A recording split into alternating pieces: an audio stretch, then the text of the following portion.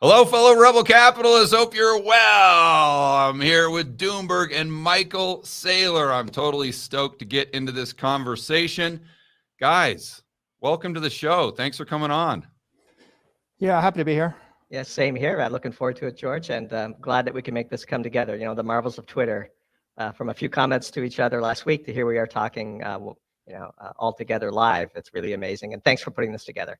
Absolutely. So kind of the format here, guys, is I'm going to talk to Michael about Michael Saylor about Bitcoin. We're going to go back and forth a little bit, pull up some charts, and then I'll kind of hand it over to Doomberg, and he's going to talk to Michael more about MicroStrategy. So before we get going here, Doomberg, do you want to go ahead and give them that disclaimer that you were talking about? Yeah, just for everybody's awareness, neither George nor I or anybody affiliated with us has any position in MicroStrategy, either their stocks or their bond or calls or puts or anything like that. We have no financial interest in the discussion today. And for all three of us, nothing we say on this podcast should be construed as investment advice. None of us are financial advisors. And so just a thoughtful discussion and a polite back and forth between three people on a fascinating topic. So just to clear anybody's minds around anybody here talking their book. Certainly George and I aren't, and I know Michael's been pretty consistent on his positions as well. Yeah. And so my position, I just want to state this before we get going. It's definitely not anti-Bitcoin. I own Bitcoin. I think it's very, very interesting for a lot of different reasons. My issue is that the fundamental analysis or the fundamental assumptions made by a lot of people in the Bitcoin community, as well as the gold community, as well as the Austrians, is wrong. And then I also have a problem with people who frame the Bitcoin or gold, for that matter, as something where we could be certain of an outcome and that it's a solution, where I like to look at things in terms of probabilities and trade-offs. I don't think we live in a world of certainties and definitely don't live in a world of solutions. So that's my main kind of pushback that I'm going to start with. So Michael, let's get over to this chart that you gave me here. And this is, I think, going to be one of your main talking points here. So can you kind of go ahead and walk us through this chart and how this pertains, in your view, to Bitcoin? Yeah, well, I mean, I think that the passion for Bitcoin starts from the premise that the money in the world is broken, that the fiat system is a distortion of reality, which is cruel and brutal to the working class, the middle class, and anyone who is not politically wired to take advantage of the system. So I would also make the observation that, most of the statistics from the government, that purport to measure the GDP or the inflation rate or the unemployment rate, they're warped. And so a lot of economics today is all revolving around getting you to accept a warped metric and then continuing to warp it such you come to the wrong conclusion. Right. And this graph is a classic example. This is the official, Federal Reserve published graph showing the debasement of the dollar over 100 years. And if you took it at face value, what it says is that $26 is worth $1 today, and you lost 96% of your purchasing power. And if you look at the fine print, it says, versus CPI. Yeah. Okay. But this is a working class, model of inflation. So if you're measuring a market basket of highly manufactured products like boxes of potato chips or, Netflix streaming videos, things that, come out of factories, then you're not going to see the same inflation. The implication of that graph is that inflation was 3% for 100 years. Mm-hmm. But by the way, the official target is 2%. The implication of the graph is 3%. But I'll give you another number, which is in 1933, gold was $20 an ounce. And in the year 2020, gold was $2,000 an ounce. And you don't got to be a rocket scientist to figure out that's 100x increase, which meant that the money supply or the US dollar lost 99% of its value against a precious metal, the king precious metal. But that's not the right number either, because I'm sitting in a house right now, and the deed for the house, the transfer of the house was $100,000 in 1930. and the house had somewhere in the range of $10,000 to $20,000 worth of land under it. So the price of land in Miami Beach, let's just be generous and say it was $20,000 an acre in 1930. It's easily $10 million an acre today. Right. That's 500x. Okay, that means you lost 99.8% of the value of the dollar in 100 years, and in 92 years. Right. And that implies 7% inflation a year. So gold bugs see 5%. If you want to own a nice beach house in Palm Beach, it's 7%. If you just want to live in your parents' basement and eat boxed cereal, right? And you want to live with the CPI things, if you want nothing nice, then 3%, but the government touched 2%. So what's this got to do with Bitcoin? Well, there's another chart or another one I gave you, which is even more blood curdling, which is, I remember the Argentine peso being 1 peso to the dollar 22 years ago. Right now, the blue dollar rate is about 320 pesos to the dollar. You work through the math, and what you find out is that the inflation rate the inflation rate of the peso versus the dollar is about 21 to 24% per year, 20 years running. Okay, which means that whereas in the US, we've been cutting the value of your money in half every decade. In Argentina, they're cutting the value of the money in half, or the currency in half, every 3 to 4 years. Right. Now you want the blood curdling statistic, right? Which is, that's a 24% loss per year against the dollar, and the dollar is 7% against scarce assets. So that means you're losing 31% of your purchasing power a year.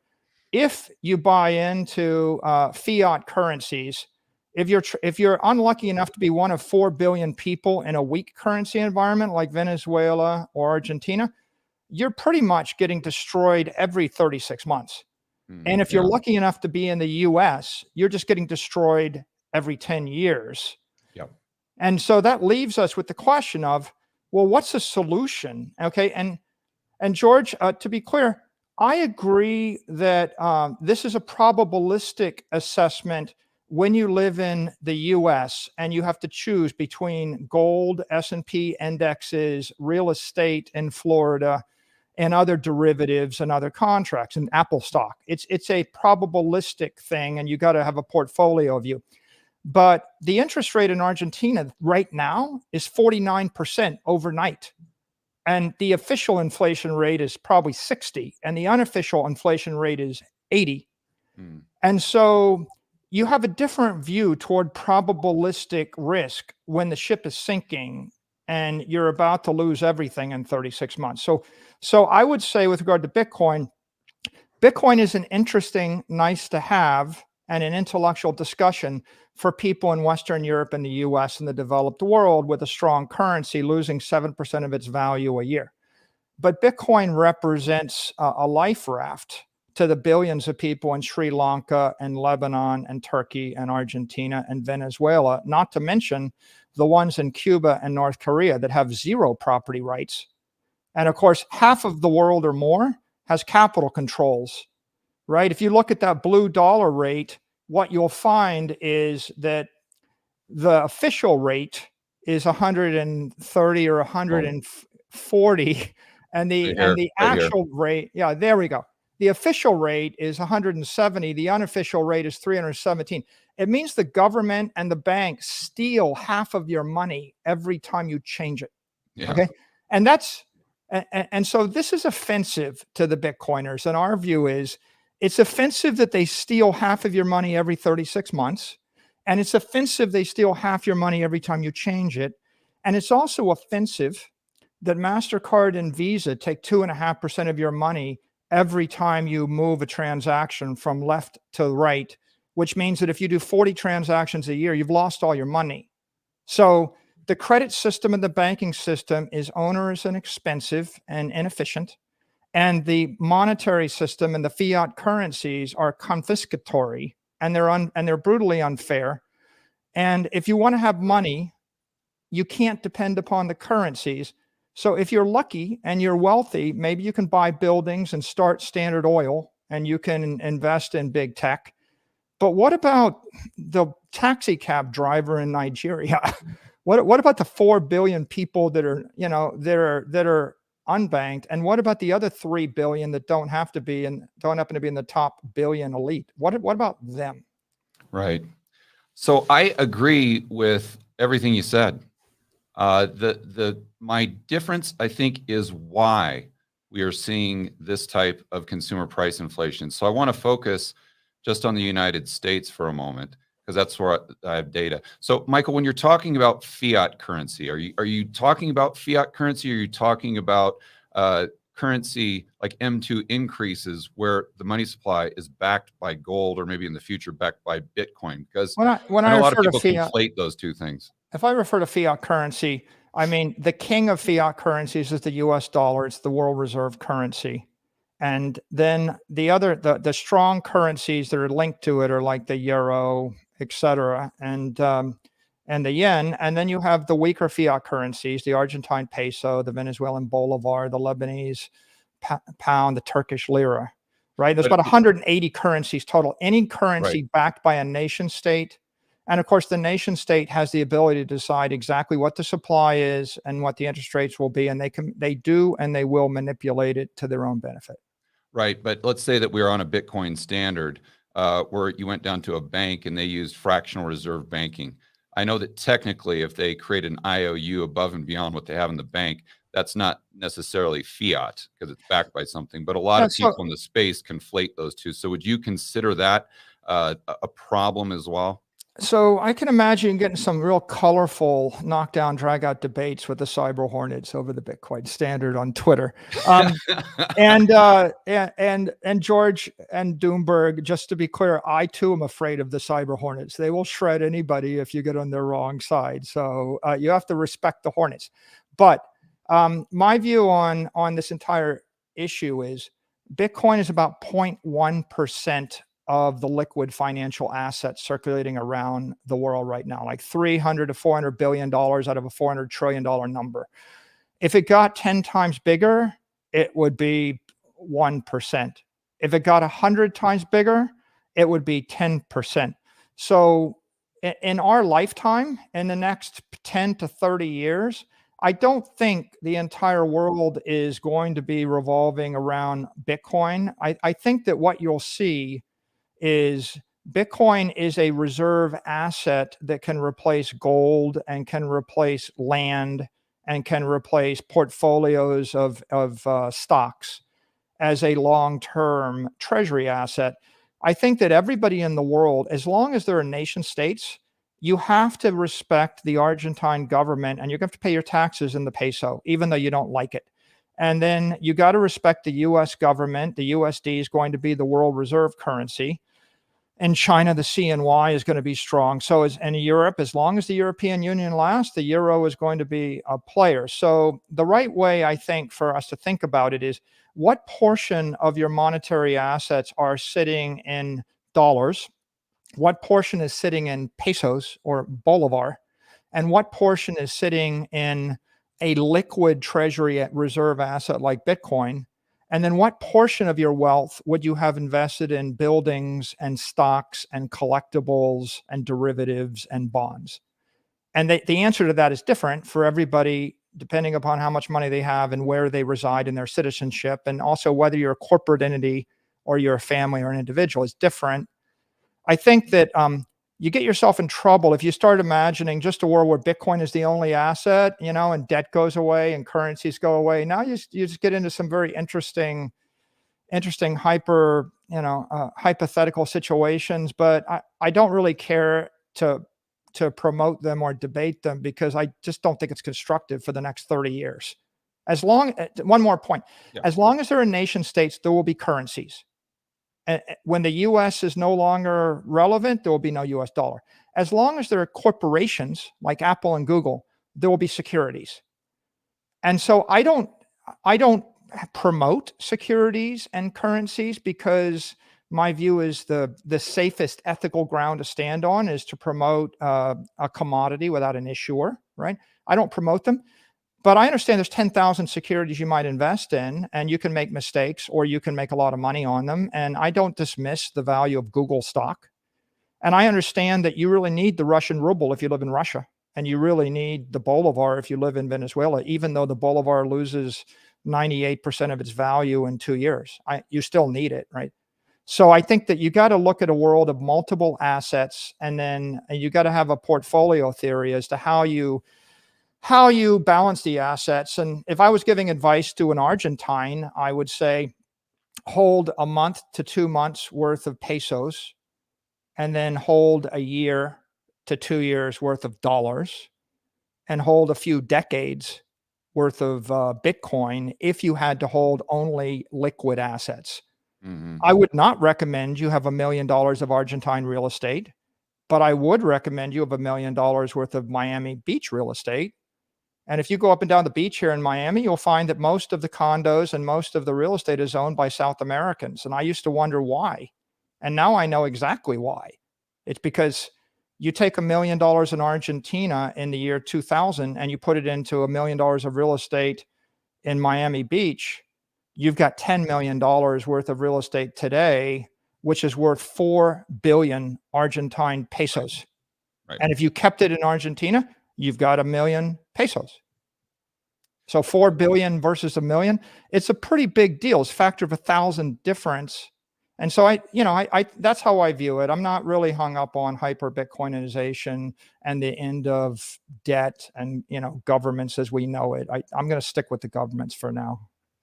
Okay, so let me go ahead and ask a couple questions, then I'll get into some of my points, and then it might not even be a debate, but I'd love to hear your thoughts on it. So first and foremost, let's just assume we do go into a United States where Bitcoin is money and things are denominated in Bitcoin, and you're paying your taxes in Bitcoin. Have you thought through what the revenue to the government might be? Like, as you know, usually it's about 18% of GDP. George, And that goes back to the I don't think 40s. that Bitcoin is a currency. As long as the United States exists, stuff's going to be denominated in the US dollar. Okay. I see it as property. My view is Bitcoin is demonetizing gold. The reason that gold is only 100x as valuable over 90 years, and property is 500x more valuable, is because property is actually being monetized. Gold is being demonetized. So Bitcoin is going to demonetize that second investment home. It's going to demonetize gold. It's going to demonetize maybe ETFs and some stocks, but and ultimately maybe it's going to demonetize some bonds, but it's going to be a long process. It's going to take a couple of decades, So, 3 decades, okay, and then but let's go forward there. If Bitcoin doesn't take over from the dollar, how does Bitcoin fix this chart that we're looking at right here? yeah, Bitcoin's not going to save the dollar from continuing losing value. Bitcoin is just going to allow you to not get poor. No, I understand that. Right? Like but if you want to get rich, you have to own property. And so Bitcoin is property that the middle class and working class people can own everywhere in the world. And otherwise, they're going to be destitute. So Bitcoin is a solution to the individual and the corporation. Bitcoin is not going to eliminate the euro, the yen, the won, and the dollar. They will all continue. And I think that it's idealistic to think that somehow all of the world's problems get solved in the next decade with Bitcoin. That's not true. But what is true is that if you're about to become poor and starve to death in the middle of a country where the currency is collapsing, it'll solve your problem. It solves the problem of people in Lebanon or Turkey or Argentina or Venezuela. It solves their problem. And if you're a middle-class person driving an Uber in the United States, you can't very well buy an 18th of a building. So it gives you property rights. You can buy a piece of property and you can save for your retirement using that property and not rely upon a third party, right? So it is a particular solution to a set of problems that individuals face. That's Right. why we promote it. Right, but as an example, I was listening to a podcast that you did with our good buddy Robert Breedlove, Right. and and by the way, that series you guys did was absolutely phenomenal. But you guys were talking about Bitcoin solving the problem of consumer price inflation because in a world that is where you're using Bitcoin as the money, let's say, since it's got a fixed supply that the government can't manipulate, this is going to create consumer price deflation naturally, because all of the lowering of prices due to the entrepreneurial spirit, the entrepreneurs going out there and creating better, more efficient goods and services at lower prices. That's the natural result of free market capitalism. And it's just the increase of the currency units that acts as a counterbalance to that, that steals that purchasing power away from the poor and middle class. So you guys were thinking through, okay, well, Bitcoin fixes this because it's a fixed money supply, therefore it creates the deflation. And then all of those benefits accrue to basically the poor and middle class. Yeah, I So- think that's well said. And the way we would say it would be, under a fiat standard, you're building the economy on a crumbling, corrupt credit system where the value is draining from society's, it's draining into society's goods, making them more expensive because the currency is demonetizing. And under a Bitcoin standard, you're building on a sound, virtuous money, and the value is draining into society's money, making the goods less expensive. And that's true. It's just going to take 30 years. I mean, it's a lot. Again, coming back to this, if Bitcoin became, went from 400 billion to 4 trillion to 40 trillion. When it gets to 40 trillion, 100x from where it is right now, it's starting to put material pressure on a bond market, which at that point will be $200 trillion, right? So you're still only chewing into 10, 20, 30% of the bond market. Now, how fast we get there, it's probably 20, 30 years.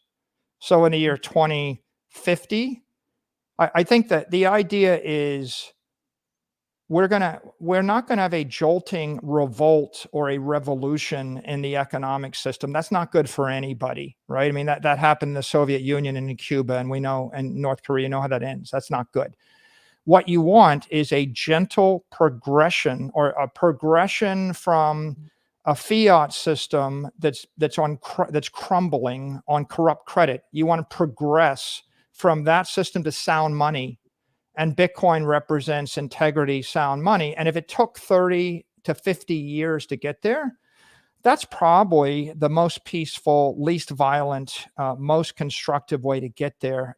I can't see us rebuilding the entire economy in a matter of a couple of years. And so no, I'm not talking about that. I'm talking about when we get there. If you have sound money, then the argument is you're naturally going to get deflation, and that deflation is going to solve a lot of problems that we have in society. And that's why on Twitter, as an example, and you might not be saying this, but a lot of we'll call them people that are thought leaders in the Bitcoin space, that's why they're always saying Bitcoin fixes this. Bitcoin fixes this. And it really leads back to deflation.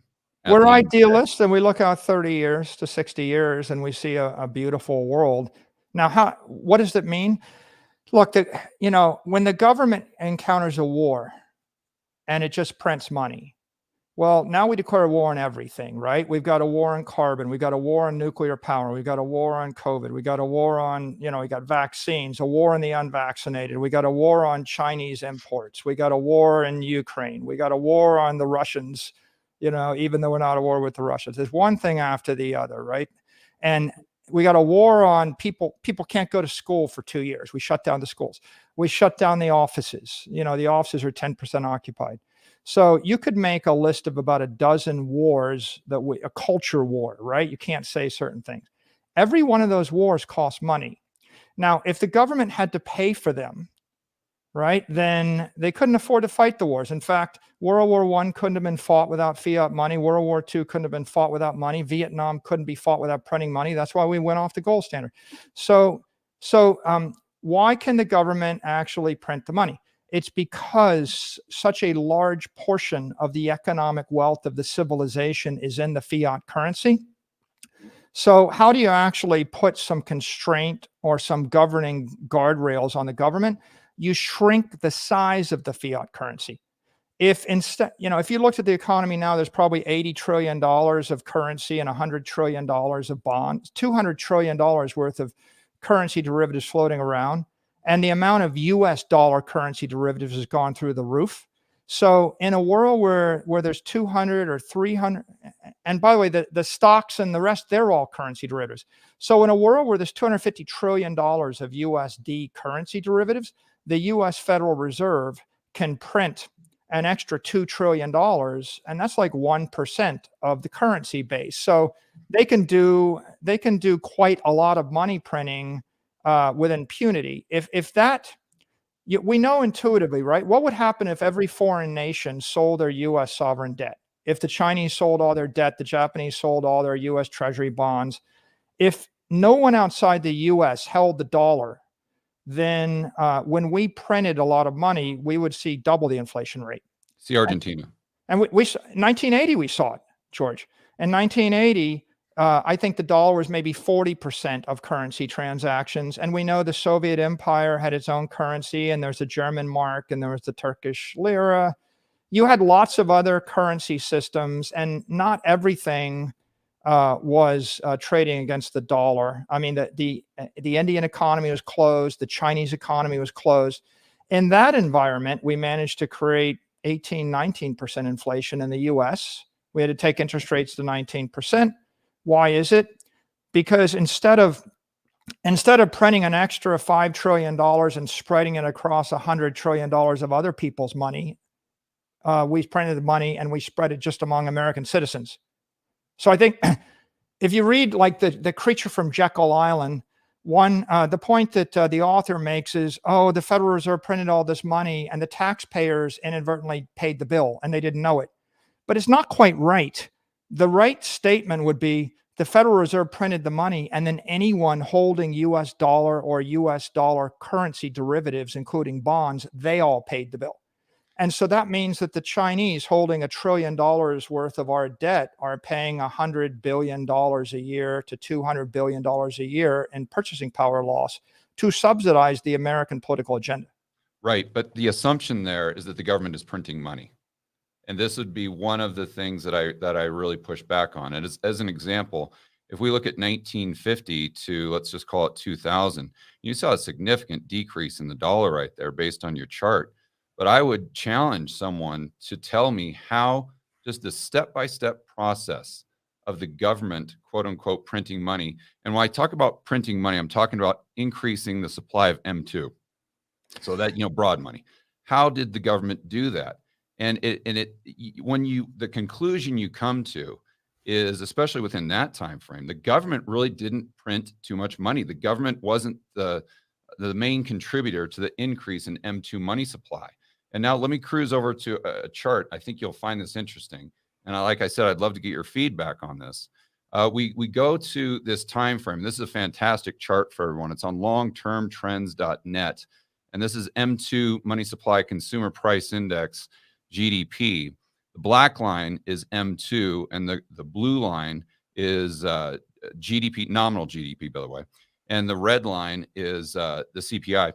So you see that on this fiat system that you're talking about, Michael, going back to 88 to 2019, the M2 money supply increased by 400%. I mean, really a staggering number, 400%. And then if we take it all the way to 2022, you see it goes up even higher. But taking this right here to 400%, my point here, first off, would be if we take this back for the time frame is roughly 1870 to or 1868, we'll call it 1867 to 1899. You see, we did not have fiat money here. In fact, we had free banking. This was prior to the Federal Reserve. And we had a true gold standard. And you see that the supply, the increase in supply of M2 was identical. So my point there is I'm no fan of the government at all. But when you look at that dollar chart, I don't think it's accurate to say that if we had a fixed money supply, that it would completely eliminate inflation. And my problem with that is a lot of people in the Bitcoin community that people that are nowhere near as sophisticated as you are go and they take extreme risk, like mortgaging their house, let's say, or the credit card, because they believe that there's a 100% certainty that if we do go to a Bitcoin standard, let's just say in 30 years, that we will absolutely have deflation and it'll fix all of these problems, because there's a belief that there's a one-to-one relationship, first and foremost, with the number of currency units created and the rate of inflation. And they also believe that the government is pretty much the sole supplier of M2 money supply. And I could go through other time frames. And the punchline here is this: when you look at these charts, you see that there's not really a strong correlation between money supply growth and inflation. As an example, I'll give you here, we see this 400% increase in M2, but yet the goods and services during that time went down by almost 50%, 45% deflation. So there's no way there's a one-to-one relationship there. And what the punchline is, what really matters is this money supply growth relative to real GDP. So for Bitcoiners or gold bugs or Austrians, if you're someone that understands the evils, which you point out very, very well with inflation, you've got to not necessarily focus on Bitcoin having a fixed money supply, but you more so have to focus on what produces real GDP growth. And the conclusion that I have come to over and over again is this next chart I'll show you. And that's government spending as a percentage of GDP. So you can just track this, and as this increases, and you can go from the 1870, that 30-year time period between 1870 and 1900, go from 1930 to 1960, 60 to 90, 90 to where we are today. And as the percentage of government spending, as the government spending as a percentage of GDP increases, real GDP goes down, which makes sense. The productivity is going down. Therefore, when you do get those increases in M2, it translates directly into consumer price inflation. So my point here is that a lot of the people in the Bitcoin community will say, well, Bitcoin has to create deflation, as an example, because it's just math. It's just math. It's just math. There's only 21 million and the government can't create more. But that's not what's important, because if we moved into a Bitcoin standard where, let's say, the government revenue was still 18%, which is maybe it would be, maybe it wouldn't be, it's far less certain, then we could have an environment where although we have a fixed money supply, we still have consumer price inflation. So what are your thoughts? Yeah, so I mean, when we talk about Bitcoin standard, I think a family, an individual, or a company can adopt a Bitcoin standard. I don't think we're anywhere close to a nation state adopting a Bitcoin standard. And what it really refers to normally is people focus upon accumulating and storing their wealth in sound money, and they view the Bitcoin as the soundest money. With regard to inflation, I mean, there's three theoretical sources of inflation. One is acts of God. If there's an earthquake and you live on an island, or a tsunami and you live on an island and ships can't get to you, and there's a shortage of food or fuel, you're going to have inflation on the island. It has nothing to do with monetary policy. It has nothing to do with political or fiscal policy. It has nothing to do with any policy. You just got struck by an earthquake. The second source is monetary policy. If there's 10 houses in the city and the supply of currency increases by a factor of 10, all other things being equal, the price of the houses is going up, probably by a factor of 10. The third source of inflation is public policy. If the federal government legislates a 10-hour work week, common sense says that stuff is going to get more expensive than a 40-hour work week or an 80-hour work week. And if they put a tariff or they make it illegal to import cheap products from China or to fabricate semiconductors in Taiwan, the price of those things is going up. So I think if we're reasonable and intellectually honest, we'll say that all sorts of policy interventions, be they monetary or defense policy, right? Foreign policy, wage and price controls, labor policy, all these policies can create inflation. And my general view, and I think most Bitcoiners' general view, is we want less government, and we believe that most public policy intervention is inflationary. And inflation itself caused by political process generally is not good for the world. And Yep. if the politicians weren't passing a law making it illegal to manufacture something somewhere, then someone would have manufactured it and they'd be selling it to you cheaper. And so the market economy is functioning in order to drive the price of everything down whenever it can, and the public policy is driving it up. If you would like to tell, by the way, George, I'll agree with you. Nobody should buy Bitcoin with their credit card. I have yet to meet anybody that says they bought Bitcoin with a credit card. I'm not a fan of credit card debt, and I've never recommended people go into debt to buy Bitcoin. I've said the inverse, which is if you had a 30-year mortgage and it was at 2.5% interest, you're deciding whether you should pay off your mortgage for the rest of your life or whether you should carry the mortgage forward. I think that when you're in a financial, an environment of financial repression, that is the definition being if the inflation rate's 10% and the mortgage rate is 3%, in that repression environment, you're better off to carry debt. In an environment where it was the inverse, if the inflation rate was 3% and the interest rate was 10%, then of course you'd be better off to carry equity. Okay. And so the other point I'd make, George, though, is you talk about the government, but in fact there's 180 different governments. So you could say, well, I think that the United States didn't create as much money as whatever. Well, what about Venezuela, and what about Argentina, and what about Brazil, and what about everywhere? Everybody in the world, all 8 billion people, is struggling with money supply or currency supplies that are being manipulated by every government. They're also struggling. The other source of inflation and money supply expansion, or currency supply expansion to be precise, is fractional banking, right? So the banks can create additional currency units. The governments can create additional currency units, and the victims are always the people, and the beneficiaries are always the banks and the political systems. Right. But there, Michael, we go back to that idea that there is a one-to-one relationship where if you increase M2 money supply by 1 unit, you're going to get an additional 1 unit of consumer price inflation. And when you look at that chart, the one that we went over earlier, I won't go over it again, you see that there isn't really a good relationship. George, you're showing a manipulated metric. You're showing CPI, and I just showed you that the inflation rate is double on gold and it's double again on land. Yeah, but no, this is back in the 1800s, Michael. We saw a 400% increase in M2, and we saw prices go down by 50%. Well, if we study monetary history, we know we had hyperinflation in the Revolutionary War. We know we had hyperinflation in the Civil War.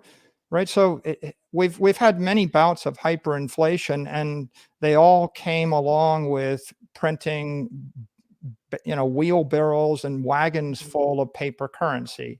Well, but that's where the government is creating the currency, and in this case, it would have been the banking system creating those additional currency units to lend to entrepreneurs to create more goods and services. So that's a big difference there, and then it goes back to what you were saying earlier about this inflation. The root cause of this inflation isn't necessarily the creation of additional currency units. That's the point I want to make, especially if those currency units are going up with pretty much the rate of real GDP.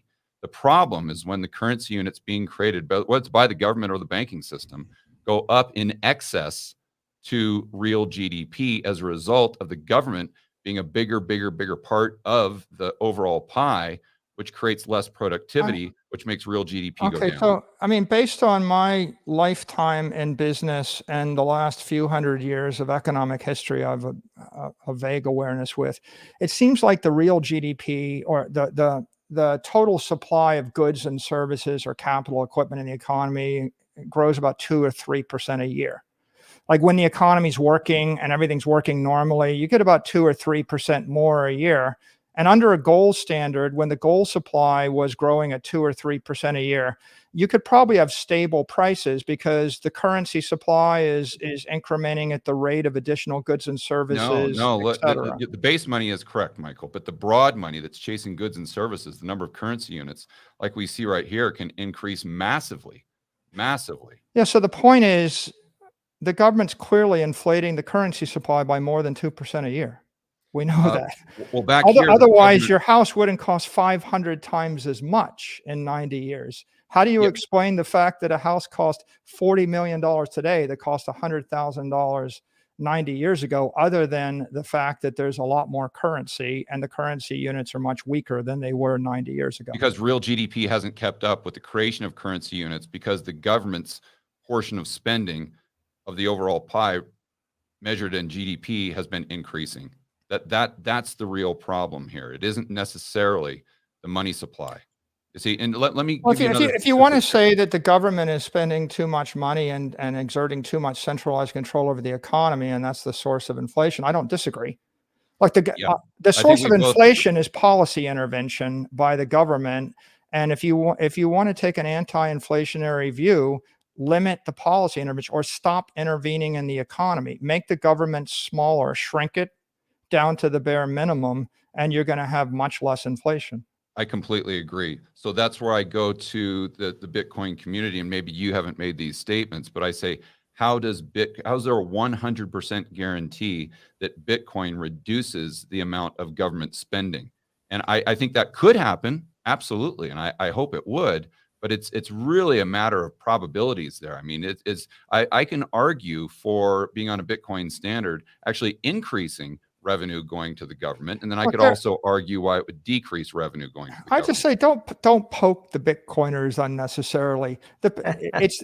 Look, if you have $1 million and you have a choice to give it to the federal government by buying $1 million 30-year T-bill and accepting 3% interest for the rest of your life, or buy $1 million worth of Bitcoin, it seems to me that if you believe in sound money and limited government, you're better off to spend $1 million on Bitcoin than spend $1 million on 30-year U.S. sovereign debt. That's their only point, right? Yeah, the reason they're in favor of Bitcoin standard is they think that in a world where the Chinese government puts $1 trillion of real financial wealth into the U.S. dollar, that just empowers the Federal Reserve to push $200 billion a year worth of more inflation out there, or 100 billion more. And so as the money flows from sovereign debt and currency, and by the way, if you were in Argentina, would you tell them to basically buy $1 million of pesos? I mean, the point is, you're making a technical point, but at the end of the day, the solution to the problem is take your money and move it outside of the fiat currency system. Don't put it, because it's a zero-sum game. It's either in the system or out of the system. Right, but let's just say you take it out of the system, how does that ensure that we have less government in the future if that's the core issue? If you took all the money and you put it into the system, you're empowering the government. You see? Like, for example, like if you live standard, the government's going to tax Bitcoin. If everything is priced in Bitcoin, the government is going to charge you, let's say, I think what they probably do is a sales tax. So let's just assume they have a 50 or 20% sales tax. It's at point of sale. They're still going to be taxing you. It's just they're going to be collecting taxes in Bitcoin, and that doesn't eliminate the government spending. So, George, let's say that you're, an honest rancher working in Zimbabwe, and the year is 1990, and you have $1 million. Your choice is keep your ranch, buy $1 million worth of Zimbabwe dollars, buy $1 million worth of Zimbabwe 30-year government debt, buy $1 million worth of land in Miami Beach. You see, the point is, you could say you're a patriot and you're going to support the Zimbabwe dollars. Keep the land, you're losing the land. Buy the dollar, it's going to a penny. You have to move your assets out of the system that's collapsing into a system which is not collapsing. Now, the fact that you live already in the US or you live in North America means you have some good options. But if you live in Lebanon, what are you going to tell the person in Lebanon? They have $1 million. It's in a Lebanese bank in Lebanese pounds. They move it to dollars. The bank seizes the asset, converts it back into pounds, devalues it 20-1, and locks it up for the next 30 years. Yeah. So the point is, what are they supposed to do? So these Bitcoiners, we're not arguing that buying Bitcoin solves the problems. I think most of them are, Michael. I think that you poke them, George. You're basically trolling them in order to get engagement, and you'll get engagement. No, that's absolutely not true, Michael. So let's Look, clear the air there, because buying if I Bitcoin wanted or not buying engagement, Bitcoin will not end the war in Ukraine. You see, yeah, I mean, the war in Ukraine is inflationary, and nobody in the Bitcoin world says that we're going to buy Bitcoin that'll end the war. We know that there's a lot of misery and inefficiency in the world. We just happen to think that buying the dollar or leaving your money in a conventional bank is not a solution. So at least you can do something which is constructive, which is support another system which is more ethical, more economically sound, more ethically sound, and more technically sound. So it's an incremental movement towards something better. yeah, I think that if we're talking about Bitcoin just as a digital asset, I really don't think we have too much of a disagreement there. It's just when Bitcoin moves to being money. That's where and let me be clear. If I was looking for engagement, Michael, I definitely wouldn't criticize sound money, which is what I'm doing. I'm actually offering counter arguments, because 99% of my audience is either Bitcoiners, gold bugs, or Austrians, and I'm So pissing them all off right can now. we define? Well, let's start. You can fight with people on Twitter a lot over poorly defined words that people have different definitions for. So let's start by defining money. What is money in your definition? Well, that's a great question. I think it has a lot to do with purchasing power. Okay. And So if we define money as purchasing power, we define currency as the official formal governmental unit of our medium of exchange, then the Lebanese pound is a currency, right? But the dollar may be money in the short term, but it isn't money over 100 years. It's going to zero over 100 years. And so Bitcoin is money because it's going to hold its value over 100 years. That's what we believe in the Bitcoin again, community. probabilities, Mike. And the gold, yeah, I mean, sure, the gold bugs believe gold is money. Let's, 1,000 acres in the middle of Oklahoma that's got natural gas or oil underneath it, that could be viewed as money in that regard. It's a property, right? Property would be low frequency money that holds its value over time. And then the question just becomes, if you want to hold $100 million worth of money today for 100 years, are you going to buy a market basket of currencies with it? Are you going to buy a market basket of bonds with it? Are you going to buy equities with it? Are you going to buy commodities with it? Or are you going to buy property with it? I would say the problem with commodities is commodities are getting increasingly less scarce because people can manufacture infinite commodities with technology, so they don't hold their value that well. Equities are risky. Maybe they'll work, but you have to trust that Apple Computer will still be a digital monopoly in 100 years. That's a challenge. You can't hold currencies. All currencies are designed by their governments to go to zero. And the only question is, are they losing 7% of their value a year, or 14%, or 21%, or 40%? That's the question. But they're obviously not. They're not good long-term assets to hold, and so they're not going to hold your money. You're gonna deplete your money. And so properties make sense. You could own Leonardo da Vinci's painting for 100 years, and it will probably be worth more in 100 years. You could own like 10,000 acres of natural gas, maybe not. I don't know, right? You could own farmland, you could own buildings, or you could own Bitcoin. And the question becomes, what's the most scarce, desirable property? In the US, there's a big debate, and we can debate I know a lot of billionaires that make money holding New York City real estate, and they think that's good property. I know commercial real estate moguls. I know people that are big tech moguls, right? Larry Page and Sergey Brin did fine owning some equity. But on the other hand, if you go to Africa or South America, you don't have the same portfolio of property options. The thing that's special about Bitcoin is an ethical option for 8 billion people without prejudice. A taxi driver in Nigeria can buy the same Bitcoin that a billionaire on the Upper East Side of New York can buy. And that is not true with regard to all the other properties that I just rifled through. Right, but they're buying it to increase or maintain their purchasing power, theoretically. It is a monetary asset they can hold for a long period of time, which is available to anybody with an Android phone. Right. So, but your Yeah. argument would be there's an extremely high probability that it increases in purchasing power over time. I would probably argue that I don't know that I'd argue that the probability was as high as you may say the probability is, but I think we can George, both agree that it's I would just say we don't have a better idea. Right? You can say there's risk in the future. I agree. Like you could make 100 possible investments and they all have risk. And if we want to criticize each one of them, I can give you 25 ways that every single investment fails. But the question is, what are you going to do if you have to do something? Right? What is a better idea for 8 billion people that are blocked from the banking system? If you can't buy the US dollar, what's your better idea if you live in Afghanistan right now? What is the idea? And if you have a better idea, then a reasonable criticism is this better idea is better than Bitcoin, and so people should buy that instead. I get it. But if you don't have a better idea, then you're just saying, well, Bitcoin's not perfect and people have imperfect ideas about it. And that's fine. But the point really is, I am cheerfully advocating a constructive solution for people that have no other option.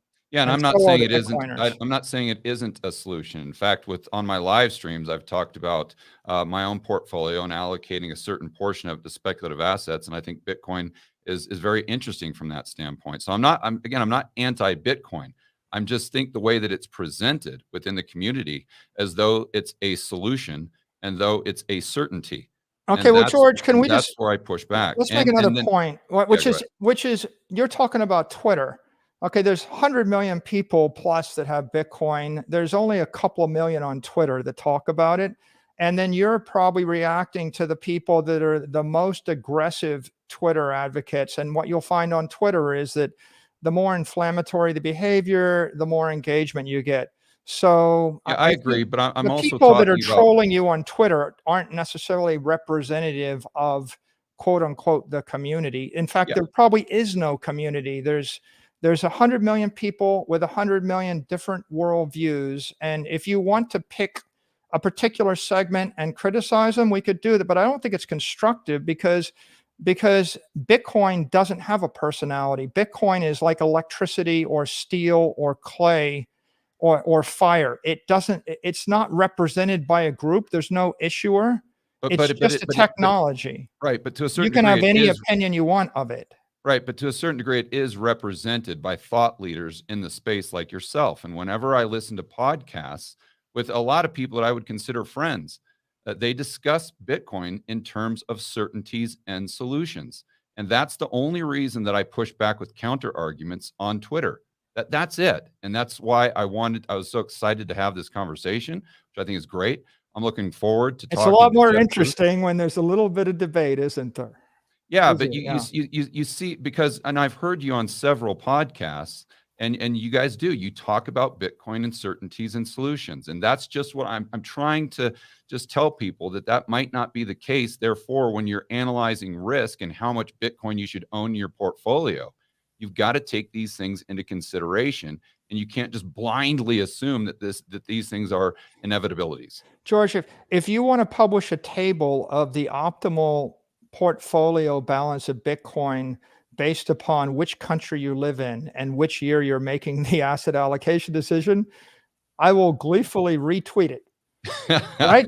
But I mean, the point is, it's a different calculus for someone in North Korea than Cuba, than Zimbabwe, than Argentina.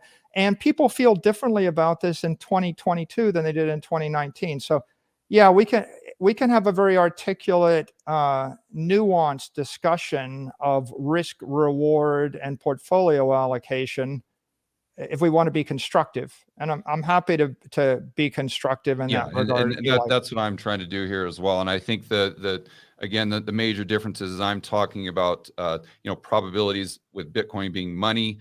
You're focusing on Bitcoin as kind of an asset class and compared to what. Which I can totally appreciate. And so I don't want to spend too much more time on this because I think hopefully I've made my point. And if people want to check this out, again, these charts are at longtermtrends.net. And you can go through this and do your own calculations, and you'll see, going back to this chart, that the correlation, the strong correlation there is not really with money supply growth as measured by M2, but it's about government spending as a percentage of GDP. And that's what creates an environment where there's more money creation above and beyond real GDP. And you get that inflation that we all agree is so bad for the poor and middle class. So, well, George, yeah, before we wrap up here, I'll just summarize my thought, which is sure. The world is an imperfect place. There's 8 billion people on it. There are many, many governments that are coming and going. Economics and macroeconomics and political economy is hotly debated discipline, and there are a lot of people debating the cause of economic malaise and the cause of wars. And then there's a lot of people that have opinions about how to run governments better and how to fix problems. And each of those is 100 different fields. I think that I'm humble enough, and I think it's important to be humble enough to realize that you can't necessarily solve all the problems or even necessarily understand all the nuances in all those areas. And the most constructive way to think about Bitcoin is the first and the most successful digital monetary asset. It's an ethical digital commodity without an issuer. And the right way to think of it is it is an option to hold in your portfolio alongside of US dollars, if you can, alongside of local currency, alongside of your mixture of investments in stocks. It is an alternative to buying a building or buying a part of a building. It's an alternative to investing in real estate or collectibles. And if people just focus upon, do I want to own $1,000 of gold or land or equity or dollars or pesos? And how do I balance that depending on who I am and what stage of my life I am? That is the constructive way to engage on this, because I don't know how to solve the problems that the government has. And if we started down that road, we would be talking for 1,000 hours. All I know is that it's more constructive to ask yourself the question, do I want to buy $1,000 of Bitcoin, or do I want to buy $1,000 worth of a REIT that owns some apartment buildings, on the beach? And if you look at it like that, then there's an analysis there, right? And the answer changes depending on time. Like right now, the short-term interest rate is 4.7%, and a year ago it was 12 basis points. So there's an interesting constructive analysis there, and it's a life or death analysis for people that don't live in the U.S., that live in. If you made the wrong decision in Lebanon, you have no money. Okay, so this is an analysis worth doing. We can't tell the Lebanese people how to fix their government. I don't know how to fix that, right? All I know is that I can teach you how to store your life savings in a digital asset that you have some semblance of control. And if the government in Lebanon decides to tax Bitcoin 10% a year, you can move your Bitcoin and move yourself to save your life, but you can't move your building. Yeah, and you can't go to an airport with a bunch of bars of gold. So there's a constructive analysis to be done here. It is a solution to some people, and I would rather just offer a constructive solution than spend my time debating the problems in the world, of which there are numerous. Right, but if you don't understand the problem, I don't know if you can articulate a solution. You see, and that's just what I'm trying to do. I'm trying to make people hopefully understand that money supply growth in and of itself is not the problem. The Bitcoiners if you want would to allocate time and energy to fixing the problem, don't allocate it to 21 million or a fixed money supply. Allocate it to shrinking the government. The Bitcoiners would say the problem is that individuals don't have a way to store or save their wealth. That's the problem that Bitcoin is addressing. And Bitcoin is an engineered network to offer people a decentralized, permissionless, open, ethical way to store their wealth over long periods of time. It doesn't solve a bunch of other problems, but it is engineered so that people have the option to trust a bank in cyberspace run by software instead of trusting the Lebanese bank or the Argentine bank. That's what we can accomplish. All right, Michael, I sincerely appreciate it. That was a lot of fun. I'm going to hand it over to Doomberg. I've got one thing that I will say in closing. I say this all the time in Twitter, and you can disagree or agree with this. I always say that if Bitcoin is perfect money, which I hope it is, even if it is, it's controlled by imperfect human beings in an imperfect world, and therefore inevitably it will be imperfect. That's just my attitude, that we've got to keep that into consideration. It may be better, but it's always going to behave imperfectly because we human beings will screw it up at the end of the day. Hey, great discussion, guys. Really enjoyed it. Michael, appreciate the opportunity. Thanks for coming. Michael, you guys are, do you want me to keep, I think you want me to keep those charts up to reference some of those with Doomberg, Yeah. don't you? Some of the ones you had in that email? I don't think we'll need them. I have a pretty simple, Okay. basic set of Well, just- questions, but if we do, we'll pull them up. Yeah. Yeah, just let me know, Michael, if you need it, and I Okay. can shoot right over. Yeah, Michael, great sport for being here. Enjoyed the conversation. And I just want to say for everybody listening, look, Michael is an officer of a publicly traded company, and this conversation is not protected by safe harbor. And so I've tried hard to limit my questions to clarification questions about the publicly available filings of the company, 10Q, quarterly presentations. And Michael and I had a brief conversation before we started. If I ask him something that's out of bounds, he'll be the first to say, look, I just can't answer that here. And I would respect that. And I hope that you would too. So with those clarifying sort of comments out of the way, Michael, I just want to begin with a simple question. As you guys were talking, you've obviously essentially converted MicroStrategy into predominantly a Bitcoin asset holding company. And with all of what's gone on in the sort of digital asset universe, what you would sort of call crypto or altcoins, but also, some people got some Bitcoins tied up in some of these issues as well. There's a lot of questions about custody and sanctity of that custody. And in your latest 10Q, you've mentioned that some 130,000 Bitcoin that MicroStrategy holds is held at, quote, accounts at institutional grade digital asset custodians. I thought I remembered you mentioning who those custodians were on a previous podcast, although I could be remembering wrong. Is there anything you could say about who they are and how protected that is, and what sort of risk management protocols MicroStrategy has for its Bitcoins? Because, the old expression is, not your keys, not your coins. Talk to us a little bit about that.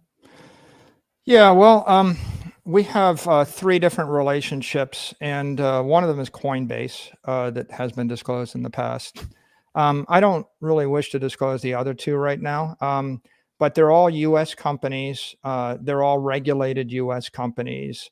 They're all audited U.S. companies. And before we would work with any of these counterparties, we would put them through a vetting process that ranges anywhere from 6 months to 18 months of time. And we would review all their financials, their auditors, and all their regulatory licenses, and then all their controls as custodians. So you could think of it as just like, the vetting you would put through your prime broker.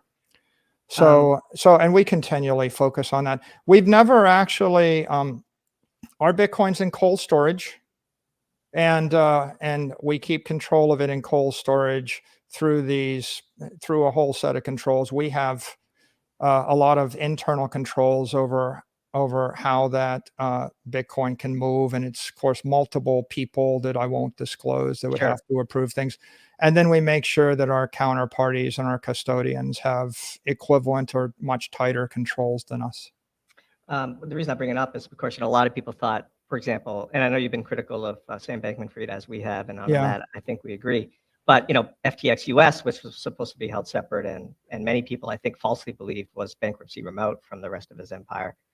There is some risk in this regard, right? I mean, in your 10Q, it says so, which is you certainly believe and have reason to believe that MicroStrategy's Bitcoin would be bankruptcy remote if the custodian, say, made a bunch of bad loans to Bitcoin miners and went belly up. But that's undeveloped, right? There is no true precedent for a crypto bankruptcy, which we're about to get, of course, with all of these firms. I think that legitimately one of the most important things you can do is focus upon the risk control, the risk profile, and the controls around custody of the Bitcoin and how you move it around. We're approached by Genesis, by BlockFi, by Celsius, by FTX, by 3 Arrows, every one of the cast of characters that have been in the news of late, and we've never did a penny of business, and we wouldn't do a penny of business with any of them. And primarily, they were all unregulated, most of them offshore entities. And I would say that if you were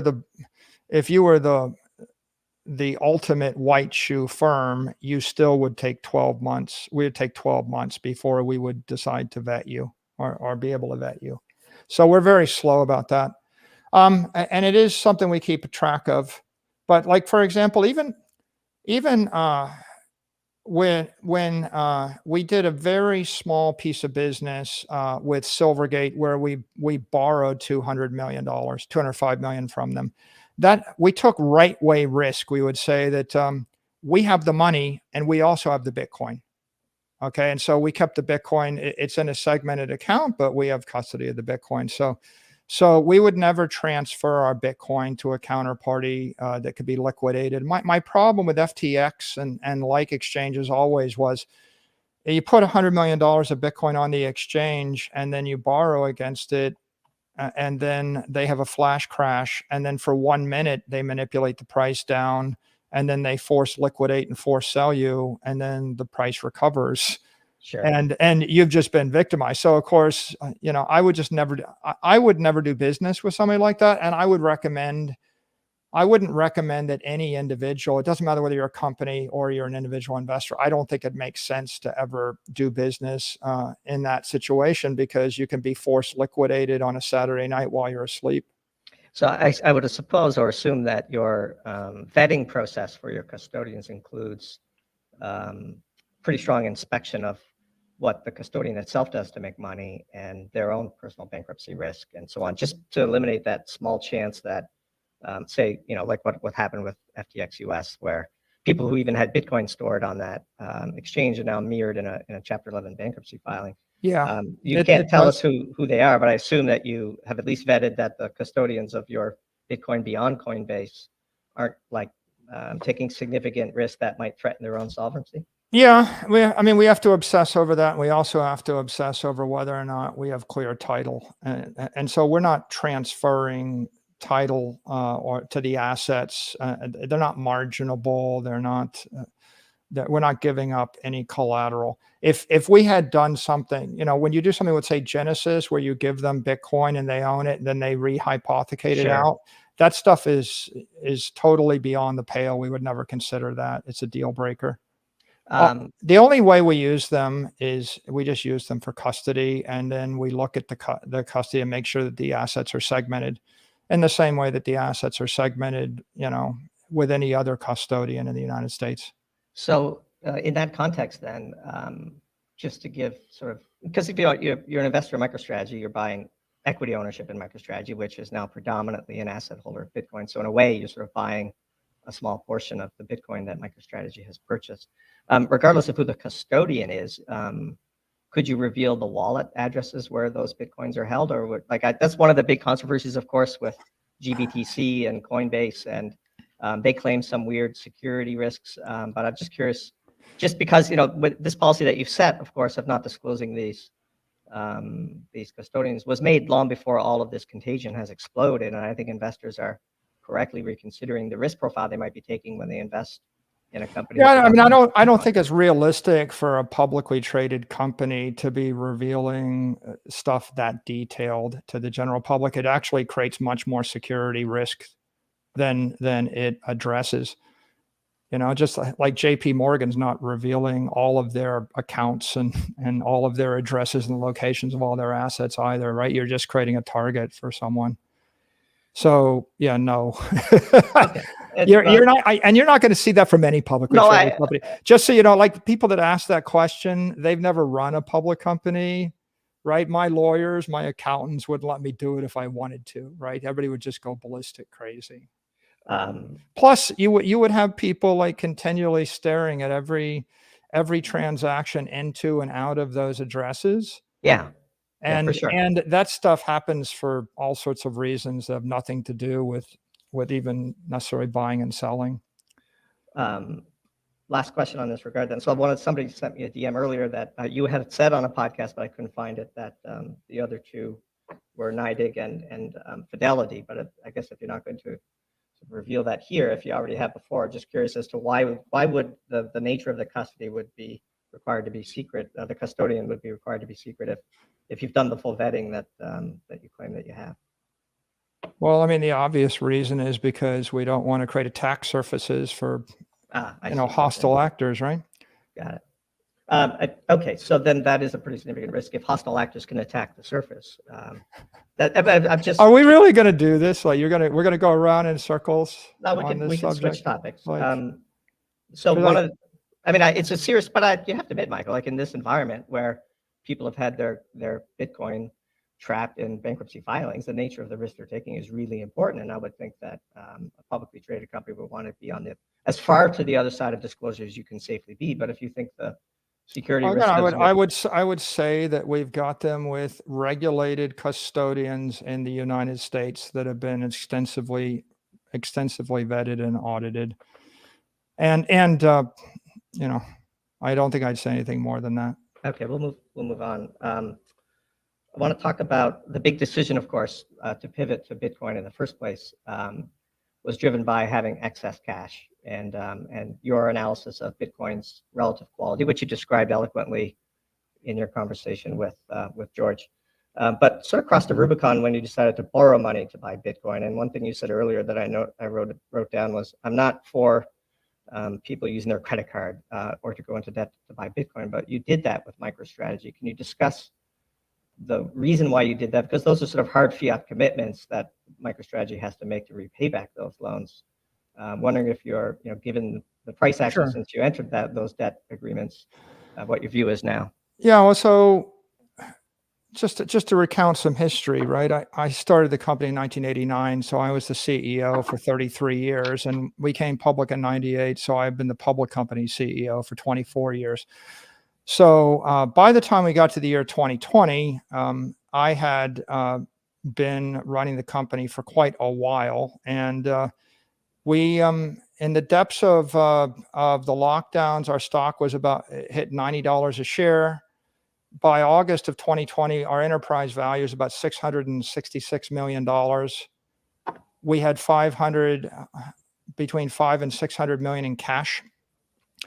And the stock was trading like 120. We were a low growth entity with a lot of cash flow.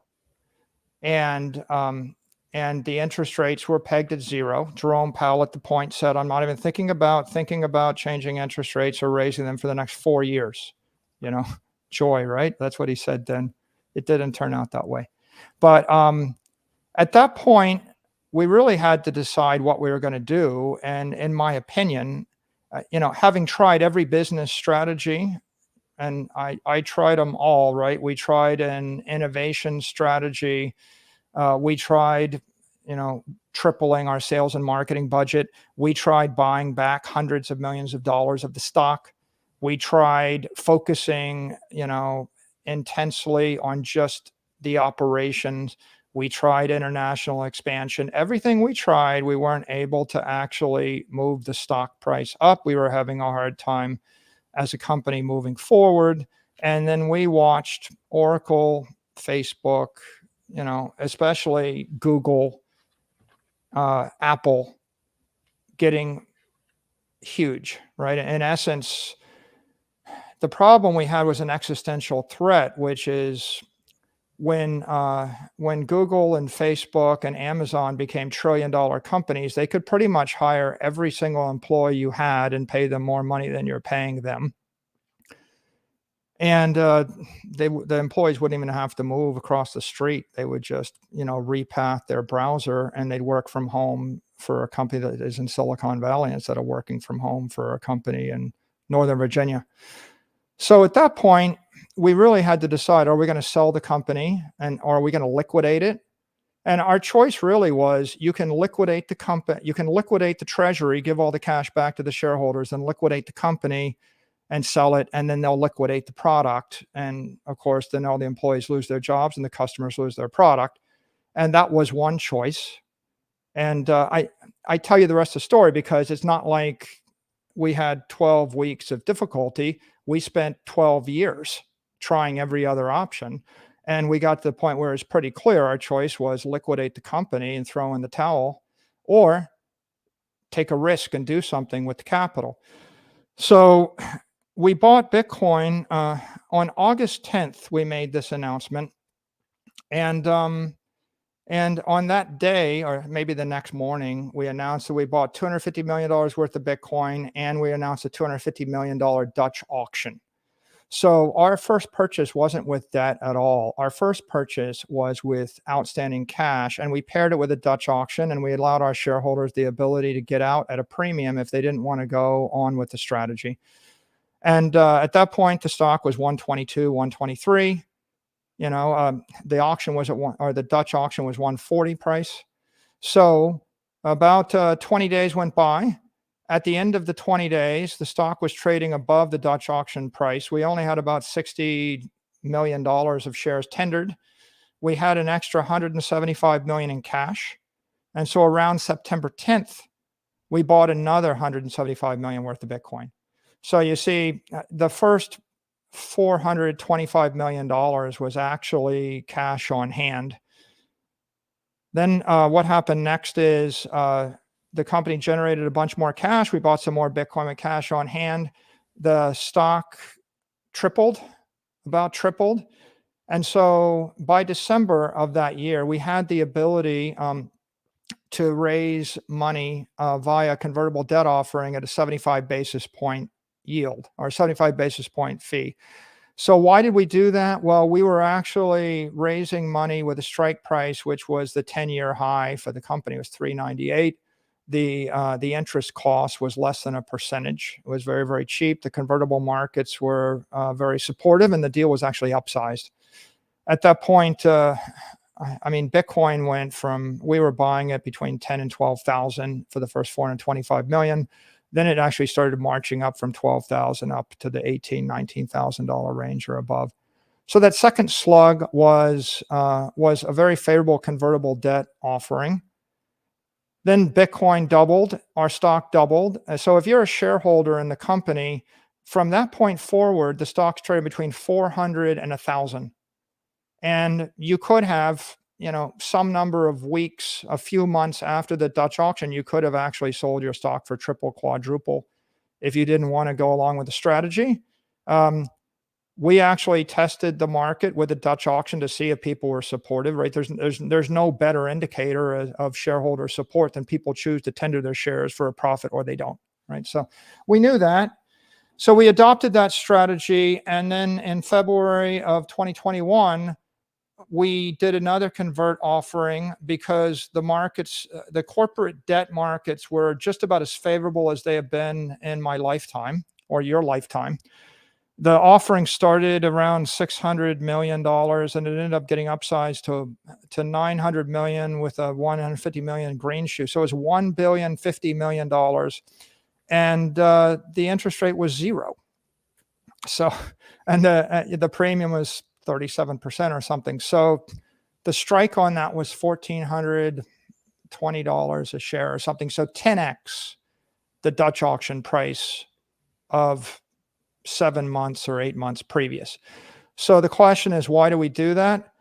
Because we had the ability to raise $1 billion for 7 years at 0% interest to pursue the company's strategy, and the shareholders were aligned behind the strategy. And I think that if you went to any company anywhere on earth and you said, are you willing to invest $1 billion in your business at 0% interest? The only question would be, well, is it a capital intensive business or not? And if it's not capital intensive, the answer is no, we don't need the money. We're not going to raise it. But if it is capital intensive business, then you can raise $1 billion for 0% interest, then yeah. So we did that one. And then what happened next is, Bitcoin traded down. The convert markets didn't make any sense. It would have been dilutive to shareholders. But we had the ability to go to the corporate senior debt markets. And when we did this, junk bond index was at the all-time low. It was about 4% was the junk bond index. And that was the lowest in 30 years. And so we had a chance to raise senior secured debt at the lowest interest rate in 30 or 40 years. And we hadn't done it. So we did it because it was accretive to the shareholders to do it. Then Bitcoin rallied again. Our stock doubled. And at that point, we decided, well, we didn't want to put any more debt on the balance sheet. We wanted to deleverage. So we actually announced $1 billion shelf registration, and we sold $1 billion worth of equity at some price in the range of $770 a share, or something that the actual numbers you can look up in our filings. Sure. But it was, we were basically selling it at 5 times the price when we started on this journey. So we sold that equity and we raised capital, we deleveraged, and of course we put it into Bitcoin because our strategy was to acquire and hold Bitcoin. So if you look at all of our steps, we have consistently leveraged, deleveraged in order to acquire more Bitcoin, and now we're up to about 130,000 Bitcoin because our view is the Bitcoin is going to go up over time. Yeah, I think probably the other point worth making is, okay, so why should we do it? Why would anybody want to invest in MicroStrategy? I'm going to give you the quick reasons why. Number one, a lot of people in the marketplace want to be long Bitcoin with a 0 fee or a moderate yield. There is no spot Bitcoin ETF. Correct. And so we offer an operating company where you can actually buy Bitcoin. Now you can say, why don't they buy the Bitcoin? Well, the world is full of hundreds of billions, if not trillions of dollars of capital that are locked up via their mandate, and they are not able to trade, custody, property, or commodities. It is literally either illegal for them to do it, or their mandates prevent them from investing in the commodity itself or the property. They have to invest in the security. The third reason is because, if you put $1 million in a MicroStrategy, you can do it through your prime broker in a few minutes and it's marginable. 100%. Whereas the fourth reason is, right, if you wanted to set up that particular account, it would probably take you 6 months to a year to vet the custodian and get comfortable with them. And most people don't have 6 months to a year, even if they could legally do it.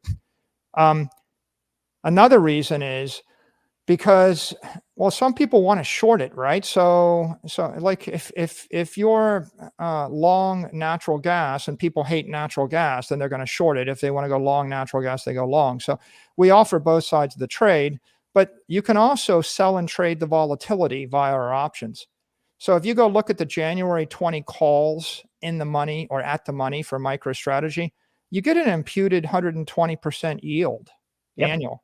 So, if people are willing to actually take risk on altcoins to get a 20% yield, well, you can just actually own a regulated NASDAQ security that's just pure Bitcoin and get 120% yield if you know how to execute that. So that's another reason why you would do it. Convertible arbitrage is another reason. We've got a set of converts, and people arb the converts versus the equity, and they also arb our stock versus BTO versus Grayscale versus Bitcoin. And if you're a quant trader, right, it's your dream. Some people want macroeconomic exposure. Some people want crypto economic exposure. They want to trade the crypto market. And then if you look at the expense and the inefficiency of getting exposure via options like BTO, or the expense of getting exposure via Grayscale, we just happen to have a pretty favorable, efficiency ratio because we actually don't charge a fee. And we're doing it with spot Bitcoin, and we've already worked out how to custody it and how to acquire it. We're the only operating company that I know of that's got a Bitcoin strategy. It's not easy to do it. You have to basically turn yourself inside out, right? We literally did a Dutch auction, which is the same as offering to buy back all of the excess stock in the company in order to invert the balance sheet of the company to do it. And of course, we have the ability to acquire more Bitcoin with either debt or cash flow, or equity, or managing something in the futures market, or taking advantage of volatility of the basis trade should we want to. So that makes us an interesting company, right? But both literally interesting in a Twitter sense, right? Like that I got 2.9 million followers almost, whereas I had 0 before I started. And then financially interesting in the classical sense that if you look at the trading of our stock and the open interest in our equity and our securities, of course, it's orders of magnitude more than we were in July of 2020. And ultimately, that's a benefit to the shareholders and it's a benefit to the employees. And what it means is we can compensate our employees with RSUs and equity that keeps them from getting headhunted away by Google and Amazon. So our employee morale went up, our turnover went down, our shareholders made a huge amount of money. If you look at the enterprise value of the company, we went from 666 million to about 4.3 billion over that time frame. So the enterprise value of the company increased by 550%. If you looked at the equity over that time frame versus our options, we were up 41% as of close of market on Friday. You know, NASDAQ is down 2% close of market on Friday. Gold was down 12%. Bonds were down 20%. So in terms of all of our options, we didn't have any other practical options that would have done better. I would admit that it's been a roller coaster and the volatility has been extreme. But the model that I will give you is a bunch of people got up in Northern Europe and realized that their life was hopeless in the year 1700, and they got on a wooden ship and they sailed to the New World, and they damn near died on the journey. But if they'd stayed, there was nothing for them. And so you have to take a risk if you're going to be a pioneer and go to a new land. And Bitcoin is hope. And our shareholders have benefited every step of the way, even though we have taken just a brutal volatility beating in the marketplace in order to be exposed to this asset. Yeah, I actually agree with that history and don't dispute anything that you just said. And in fact, your equity is kind of pricing like a call option on Bitcoin with expensive volatility, of course. But the real question, of course, is with today at Bitcoin at 16.5, you do have to pay back that debt. So even though the interest rate is very favorable and it was opportunistic at the time to take advantage of it, it was still sort of a leveraged bet on the directional dollar price of Bitcoin. My one question would be sort of what's the refinancing strategy if Bitcoin doesn't recover substantially from here? Is it literally just you're going to have to sell some stock to pay back that debt? I mean, the first slug of debt comes due in 2025, so we still have some time. But that debt still has to be repaid. And in fact, if you look at the Silvergate loan, they probably, the way events are trending today, might not be around to refinance that. And there aren't that many banks that will take Bitcoin as collateral for $1 loan. So I know it's only 200 million and you could probably sell a bit of stock and clear that up and you have some cash in the balance sheet today. But refinance risk is real, you would agree, and something that you must be thinking about. Yeah, so I mean, we do think about it, but let's look at the big picture. We've got about 2.2 billion worth of Bitcoin. We've got 1.7 billion worth of unsecured debt that's convertible to equity. So in this particular case, we could sell the Bitcoin and pay off the 1.7 billion and still have excess assets. We've got $500 million in senior debt, but it's actually secured against the cash flows of the software business. And that business is a healthy cash generating business. So we anticipate we'll be able to refinance that over time. We'll probably be able to refinance the other debt if we want to over time. The big wild card is what will Bitcoin be at?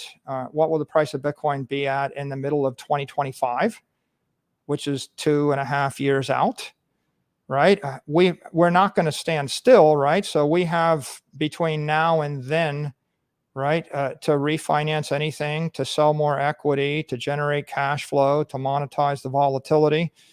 And in the worst case, we can pay back the debt. We just won't have as much Bitcoin, right? So it's not clear what will happen as we go out into the indefinite future.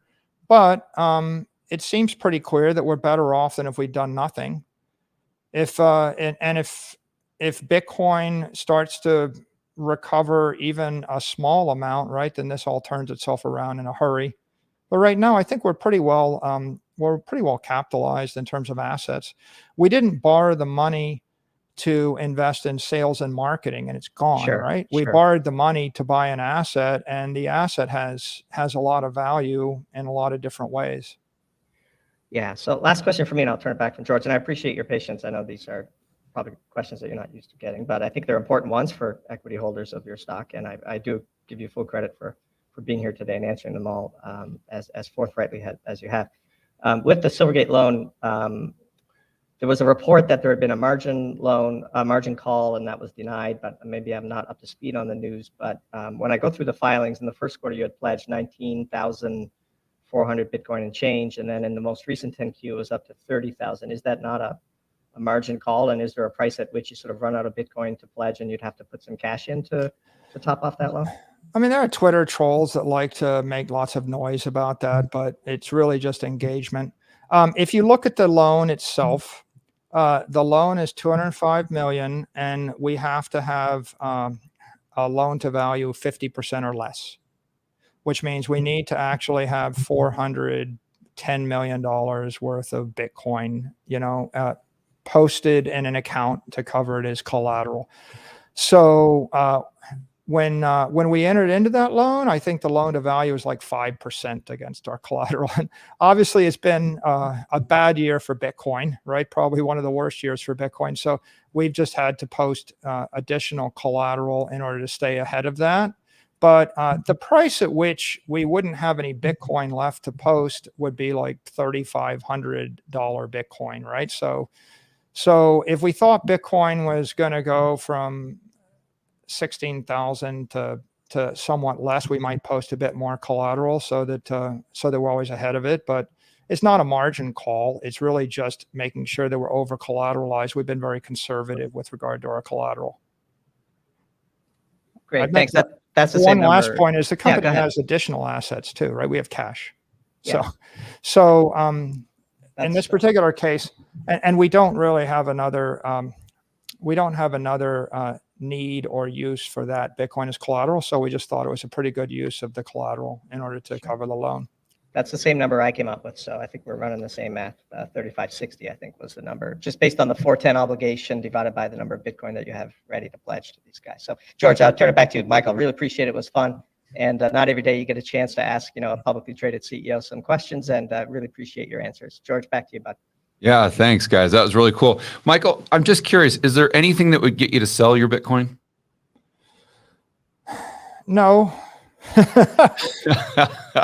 Easiest question all day, huh?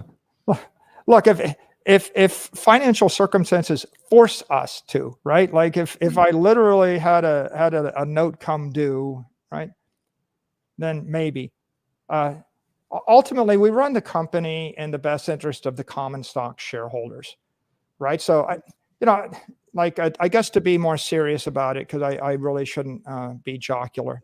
Like if the common stock price traded at a level where it was accretive to the common stock shareholders to sell some Bitcoin instead of issue the equity, well, we're not going to dilute the shareholders in order to avoid making a trade. So we would trade in order to make sure that the stock properly reflects the net asset value of the company. Right. We wouldn't want to be in a situation like Grayscale is. You see, the difference between us and Grayscale is we have the ability to buy and to sell and to adjust our position in order to make sure that the stock doesn't get mispriced. That's a great question and quick follow-up. I mean, actually, if you look at it, if you net out the debt, MicroStrategy stock is trading at a premium to the Bitcoin it holds, especially sort of potential tax consequences of a sale above what you bought if Bitcoin were to appreciate in value from here. Do you ever think about just issuing more stock, taking the debt off the table until that premium closes? Because actually, compared to GBTC, the market is giving you a premium for all the reasons we talked about, volatility and all the utility of the trading vehicle. I don't think your shareholders would mind if you took the debt off the table. I mean, that's the one real risk, Michael, when I've studied your company, and is the leveraging up, and that actually there is a price of Bitcoin where the equity potentially zeros, whereas if you had no debt, the equity is always going to have some residual value. Do you ever think about maybe just doing another at the market and saying, look, as long as we're trading at a premium, it makes sense for us to take that risk off the table? It's a great idea. We already did it. We did 6 months ago or so. If you go back, you'll find that we actually filed the $500 million shelf registration. So that's I don't know unused. the exact date. Yeah. Okay. But we have that on file. So you have dry So- powder that you haven't already sold. I remember the $1 billion that you raised, but you have 500 million share S3 or whatever it is on a shelf registration already filed. I didn't know that. That's great. Yeah, so the key to keep in mind is, first of all, Bitcoin has been a wild ride, right? It went from Oh, sure. 10,000 to 66,000, down to whatever 30,000, back up to 65,000, down to something, up to 45,000, down to 16,000. So it's been a wild ride, and we've basically been managing as rationally as we could, based upon market gyrations over the past 28 months. In those 28 months, right, the junk bond, you literally got to the point where you could issue debt for 0. You had a junk bond index of 4, then it doubled. You had the Fed funds rate go from 10 basis points, or nothing, to the 1 years at 470. So there have been gyrations in the corporate debt markets, gyrations in the equity markets, gyrations in the Bitcoin market. And we're not a one-trick pony. Sometimes it makes sense to use cash flow. Sometimes it makes sense to use secured debt, sometimes unsecured debt. We did deleverage $1 billion with equity. Our shareholders liked the idea, right? And we did put out the other $500 million shelf registration. And we did talk to our shareholders before we did it. And we said, how do you view this? And they said, we think it's a great idea. We think you should always have a shelf registration out, right? And the reason that our shareholders are supportive is because we have been consistent and transparent with them, and we are very clear on how we see it, right? Like if we can sell equity in order to convert to Bitcoin at a premium, we're equitizing the premium, or we're monetizing the premium to the benefit of the shareholders. But if they believe the management team is going to act responsibly and in a creative fashion, they support what you're doing. And if we did silly, stupid things that are dilutive to the shareholders, right, then they won't be so supportive. And in this particular case, we actually evaluate all the markets all the time, and we consider what are our opportunities, and we're always balancing, dilution to the shareholders, accretion to the shareholders, versus deleveraging versus leveraging. And there's a different answer every quarter and sometimes every week based on the way this market moves. Sounds like a lot more stress than running a YouTube channel. All right, guys.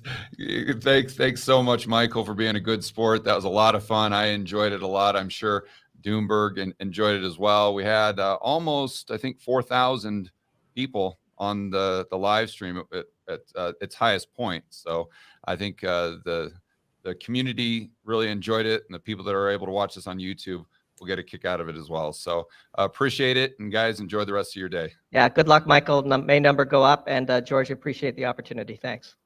Thanks, guys. I enjoyed it too. I'll see you in the Twitter sphere.